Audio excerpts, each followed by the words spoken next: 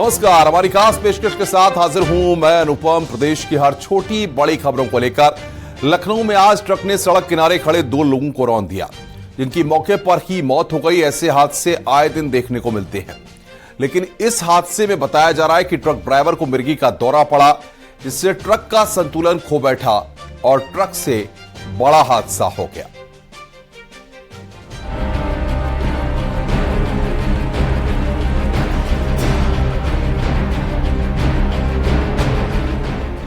लखनऊ के गोसाईगंज के गंगानगर बाजार में तेज रफ्तार अनियंत्रित ट्रक ने सड़क किनारे लगे आइसक्रीम की रेहड़ी के पास खड़े 2 लोगों को रौंदते हुए रेहड़ी में टक्कर मार दी। हादसे में एक की मौत मौके पर ही हो गई, जबकि दूसरे ने सीएचसी में दम तोड़ दिया। वहीं हादसे में आइसक्रीम विक्रेता भी गंभीर रूप से घायल हो गया है। राजधानी लखनऊ के गोसाईगंज में तेज रफ्तार बेकाबू ट्रक ने 3 को रौंदा, 2 की मौत, 1 अस्पताल में भर्ती। पुलिस के मुताबिक ट्रक ड्राइवर को अचानक मिर्गी का दौरा पड़ गया था, जिसके चलते ट्रक बेकाबू हो गया और डिवाइडर पर चढ़ गया। डिवाइडर पर बैठे हुए 3 लोगों को इस ट्रक ने रौंद दिया, जिसमें 2 की मौत हो गई है। पुलिस ने ट्रक को कब्जे में ले लिया है। सूचना पाकर इंस्पेक्टर पुलिस फोर्स के साथ मौके पर पहुंचे। पुलिस की माने तो ट्रक ड्राइवर को मिर्गी का दौरा पड़ने के चलते हादसा हुआ है। ट्रक की रफ्तार इतनी तेज थी कि आइसक्रीम की रेहड़ी के किनारे खड़े लोगों को समझ नहीं आया कि क्या करें, और जब तक कुछ सोच पाते तब तक ट्रक उनके ऊपर आ चुका था। यह हादसा लखनऊ के सुल्तानपुर नेशनल हाईवे पर गोसाईगंज के गंगा बाजार में हुआ। फिलहाल ट्रक और ड्राइवर को पुलिस ने कब्जे में ले लिया है और शवों को पोस्टमार्टम के लिए भेज दिया है। इस हादसे के बाद कई सवाल खड़े हो रहे हैं, लेकिन पहले ये जान लीजिए कि मिर्गी का दौरा पड़ने से क्या क्या हो सकता है। मिर्गी एक क्रोनिक न्यूरोलॉजिकल डिसऑर्डर है, जिसमें मस्तिष्क असामान्य रूप से काम करता है और बार बार दौरे का कारण बनता है। दौरे पड़ने पर बेहोशी की हालत हो जाती है, शरीर में अचानक तेज झटके आते हैं। इस दौरान इंसान का दिमाग काम करना बंद कर देता है। इसको सीजर डिसऑर्डर भी कहते हैं। जनरली ऐसी स्थिति में व्यक्ति को कुछ सेकंड्स के लिए ये बिल्कुल भी होश हवास नहीं रहता कि वो किस स्थिति में है, क्या कर रहा है, क्या नहीं कर रहा है। ऐसी परिस्थितियों में कभी कभी मरीज जो है वो बड़ी दुर्घटना का शिकार हो जाता है। तो प्रायः ऐसे मरीजों को तत्काल ही डॉक्टर्स के पास भेजने की सख्त ज़रूरत है। अब जरा सोचिए, ऐसी हालत में अगर आपका ड्राइवर गाड़ी चलाए तो क्या होगा। जाहिर है हादसे के अलावा कुछ और नहीं हो सकता है। शायद गोसाईगंज हादसे में कुछ ऐसे ही लक्षण आए होंगे। हम लोग ड्राइविंग ऐसे रिस्क को मना करते हैं कि रात में वो गाड़ी ना चलाएं, और अगर रात की नींद नहीं पूरी हुई है तो दवाइयों के बावजूद प्रायः ऐसा देखा गया है कि ऐसी बीमारी यू टर्न लेके दोबारा आ जाती है। अब सवाल है कि क्या मिर्गी से पीड़ित व्यक्ति को ड्राइविंग लाइसेंस मिलना चाहिए? क्या परिवहन विभाग लाइसेंस बनाते वक्त मिर्गी की जांच करता है? अगर कोई शख्स मिर्गी की बीमारी छिपाता है तो विभाग के पास बीमारी पकड़ने की रणनीति क्या है? ये कुछ ऐसे सवाल हैं जिसे लाइसेंस बनाते वक्त जांच करने की जरूरत है। Bureau report, news 18।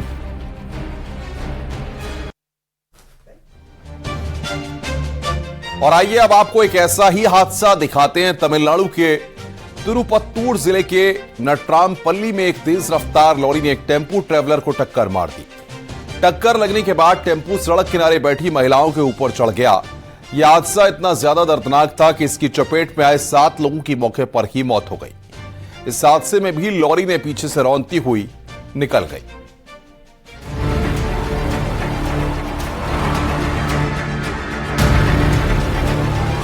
ये तस्वीरें तमिलनाडु के तिरुपत्तूर जिले के नटरामपल्ली में नेशनल हाईवे की है। यहाँ भयानक सड़क हादसा हुआ है। यह हादसा तब हुआ जब हाईवे पर एक तेज रफ्तार लॉरी ने खड़े टेम्पो ट्रैवलर को टक्कर मार दी। टक्कर लगने के बाद गाड़ी सड़क किनारे बैठी महिलाओं के ऊपर चढ़ गई। यह हादसा इतना दर्दनाक था कि इसकी चपेट में आए 7 लोगों की मौके पर ही मौत हो गई और हादसे में 10 लोग बुरी तरह से घायल हो गए। आशंका है कि मृतकों की संख्या बढ़ सकती है। सड़क हादसे का शिकार हुए लोगों को इलाज के लिए अस्पताल में भर्ती करवाया गया है।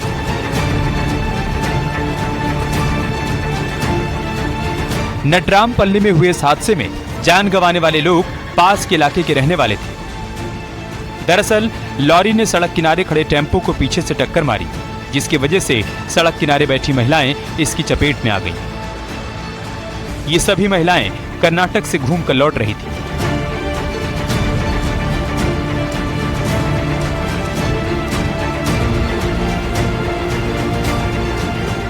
आठ सितंबर को तमिलनाडु के ओनागुट्टई गांव से करीब 45 लोग कर्नाटक के धर्मस्थला गए थे। ये सभी लोग अपना सफर पूरा कर लौट रहे थे, तभी रास्ते में उनकी गाड़ी पंक्चर हो गई।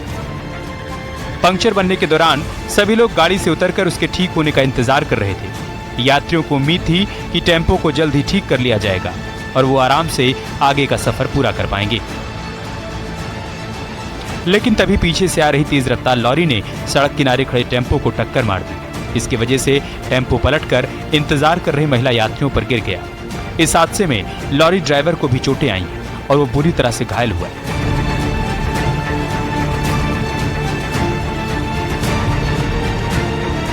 हादसे की जानकारी मिलते ही आसपास के इलाके में मौजूद लोग मौके पर पहुंचे और उन्होंने हादसे की चपेट में आए 10 लोगों को पास के अस्पताल में भर्ती कराया। वहीं पुलिस भी जानकारी मिलते ही मौके पर पहुंची। फिलहाल पुलिस ने इस मामले में केस दर्ज कर लिया है और आगे की कार्रवाई की जा रही है। Bureau report, news 18।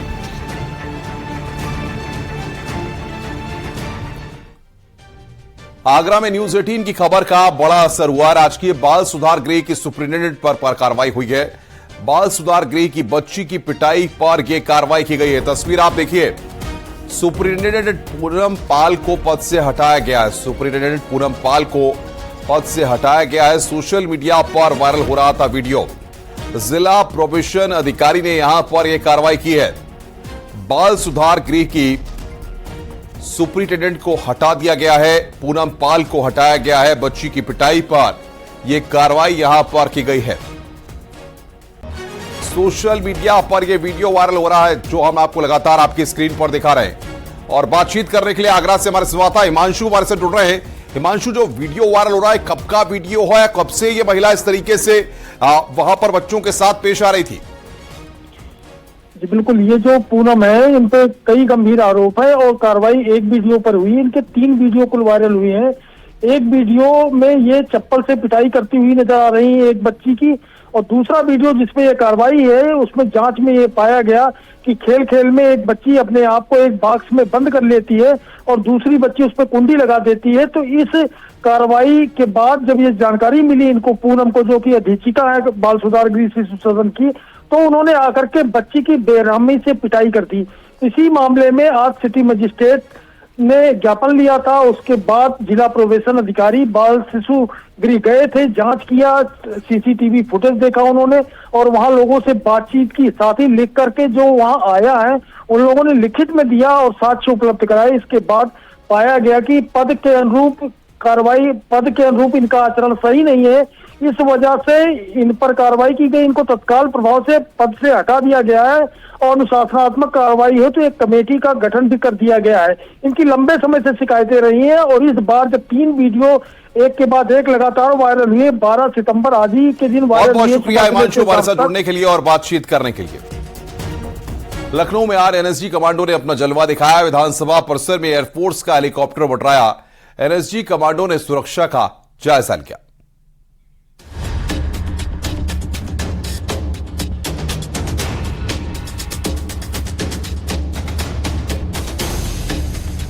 लखनऊ में सबसे बड़ी मॉक ड्रिल।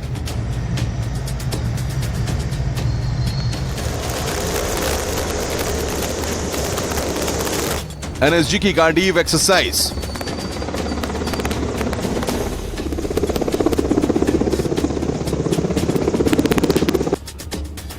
लखनऊ के आसमान में जब इंडियन एयरफोर्स के MI-17 हेलीकॉप्टर की गड़गड़ाहट सुनाई दी तो लोग चौंक गए।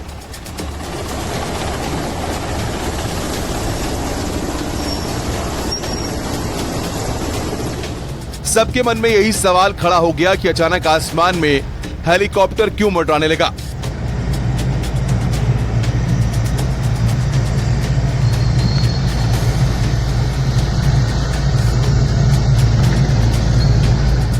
दरअसल ये नेशनल सिक्योरिटी गार्ड के जवानों का शौर्य प्रदर्शन था, जो अचानक से लखनऊ की जनता के सामने आ गया।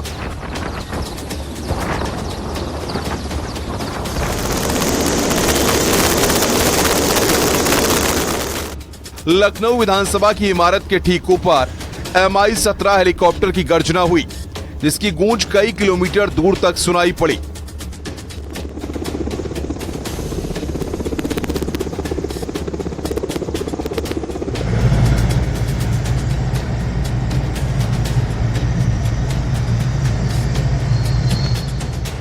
देखिए कैसे विधानसभा की बिल्डिंग के ठीक ऊपर यह हेलीकॉप्टर मंडरा रहा है।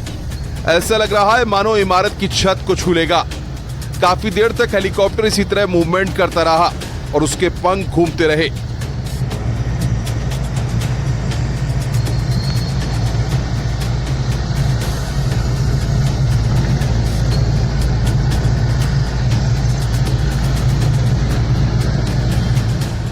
MI-17 हेलीकॉप्टर ने विधानसभा की चारों दिशा में चक्कर काटे और सुरक्षा का जायजा लिया।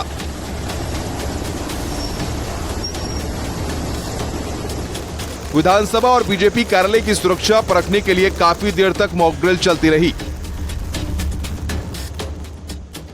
विधानसभा, लोक भवन और भारतीय जनता पार्टी के कार्यालय की सुरक्षा परखने के लिए सेना का हेलीकॉप्टर आज यहां विधानसभा के आसपास नजर आया। इसको देखकर कौतूहल आसपास के इलाके में मच गया और ट्रैफिक को बाकायदा 15 मिनट तक रोक दिया गया।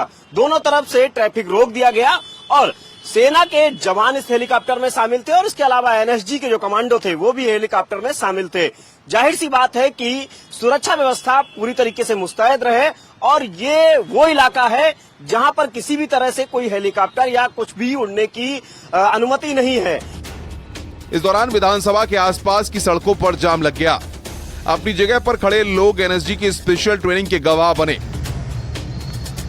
इन लोगों के लिए किसी सरप्राइज पैकेज से कम नहीं था। काफी देर तक विधानसभा परिसर में उड़ान भरने के बाद MI-17 हेलीकॉप्टर वहां से निकल गया। इसी तरह लखनऊ के दूसरे कई अहम ठिकानों पर हेलीकॉप्टर के जरिए ड्रिल को अंजाम दिया गया। NSG कमांडो इससे पहले भी कई बार अपने जौहर दिखा चुके हैं। अभी हाल ही में राजधानी दिल्ली में G20 सम्मेलन के दौरान भी हेलीकॉप्टरों ने 5 स्टार होटलों के आसपास उड़ान भरी। मुंबई हमले के बाद भी NSG के कमांडो ने ऑपरेशन को बखूबी निभाया था। NSG यूपी ही नहीं, देश के दूसरे राज्यों में भी समय समय पर इसी तरह के अभ्यास करता है।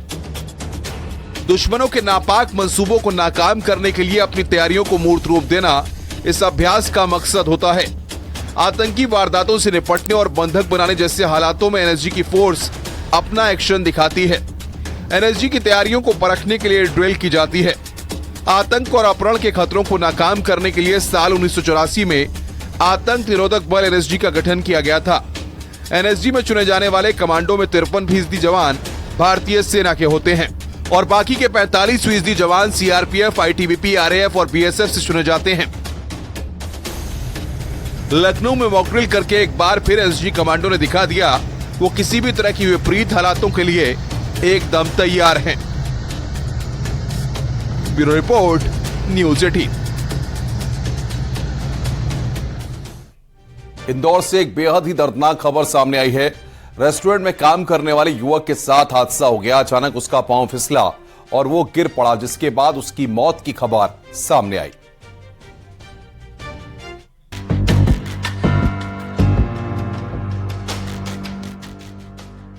ये तस्वीरें जिस किसी ने भी देखी उसका दिल बैठ गया। मध्य प्रदेश के इंदौर की ये घटना है, जहां एक रेस्टोरेंट में युवक का पैर फिसला और वो सिर के बल जमीन पर जोर से गिर गया, जिसके बाद वो फिर दोबारा उठ नहीं पाया। आनन फानन में युवक को अस्पताल ले जाया गया, लेकिन उसकी जान नहीं बचाई जा सकी क्योंकि वो पहले ही दम तोड़ चुका था। इंदौर के विजयनगर थाना क्षेत्र के एक रेस्टोरेंट के अंदर की ये तस्वीरें हैं। मृतक युवक रेस्टोरेंट में ही काम करता था। हादसा रेस्टोरेंट में लगे CCTV कैमरे में रिकॉर्ड हुआ। इसमें युवक टेबल को पीछे की तरफ हटा रहा था, लेकिन फर्श गीला था और उसका पैर अचानक फिसला और वो गिर पड़ा। युवक का सिर जमीन से टकराया, जिससे वो निढाल होकर वहीं पर गिर गया। उसके शरीर में कोई हरकत भी नहीं हुई। युवक को गिरता देख उसी रेस्टोरेंट में काम करने वाले कर्मचारी उसके पास पहुँचे। उसे आवाज भी दी गई, लेकिन युवक की तरफ से कोई जवाब नहीं आया। उसे अस्पताल ले जाया गया, लेकिन वो बच नहीं पाया। मृतक युवक का नाम रवि बताया जा रहा है। घटना शनिवार रात करीब 11:30 बजे की है, जब रेस्टोरेंट को बंद किया जा रहा था। इस दौरान रवि वहां से सामान हटा रहा था। रवि अपने घर का इकलौता बेटा था। वहीं रवि के घर वालों ने रेस्टोरेंट मालिक पर गंभीर आरोप लगाए। उनका कहना है कि रवि को पास के अस्पताल न ले जाकर दूर के हॉस्पिटल ले जाया गया। अगर उसे जल्द ही इलाज मिल जाता तो उसकी मौत नहीं होती। Bureau report, news 18। चमगादड़ों से सावधान, क्योंकि एक बार फिर लौट आया है निपाह वायरस। और गौर करने वाली बात यह है कि 10 राज्यों में निपाह वायरस होने के प्रमाण मिले हैं।